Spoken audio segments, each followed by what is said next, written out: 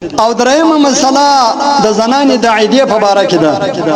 عیده ودې ته وایي چې د یوې زنانې میړه مړ شي نو د دغه ورځې څخه بیا تر 4 میاشتو لوڅو شپو پورې دا زنانه په عیده کې ده. یعنی دا معنا چې داسې کونډه زنانه به د عیدې په دوران کې زیب و زینت نه کوي، مطلب چې نه به بنګړي په لاس کوي او نه به بلا عذر شرعي سر غوړوي او نه به د زیب و زینت د پاره نوې جامې اغوندي او نه به بلا عذر شرعي د عیدت په دوران کې د کور څخه د باندې وځي. دلته په کور کې به البته د کور په ویلي کې ګرځېدای شي، د باندې ګرځېدای شي، په ملډوانو کې ګرځېدای شي، په دا چردیواري کې ګرځېدای شي،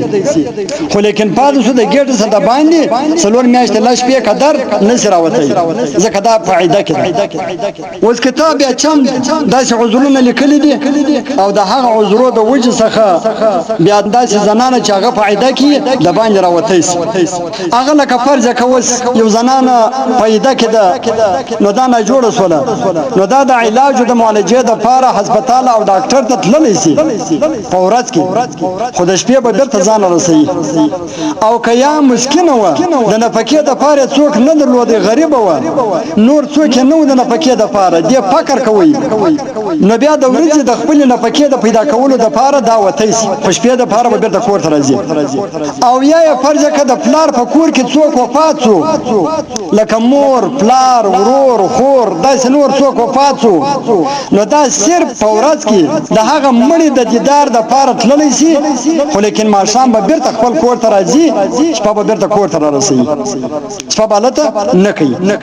نور یو ځای لا هم نشي وتلی، حتی حج ته هم د عیدت په دوران کې نشي تللی. یو ښځه ده پیسې داخلې کړي د حج او نوم یې هم وتلی دی، خو دلته میړه یې مړ شو، دا حج ته نشي تللی، دا به پاتې شي. دې دپاره ناروا دی حج له تلل، حج ته نشي تللی او نه د میړه و قبر ته تللی شي. دا د عیدت په شپو کې 4 میاشتې لا شپې قدر د میړه و قبر ته هم نشي تللی. او د کومې زنانې چې صرف کوزده سوي دا په خپل کور کې ناسته وي، ورواده سوي نه وي او میړه یې مړ شي نو بیا هم پر دې باندې 4 میاشتې لا شپې په خپل کور کې عیدت تېرول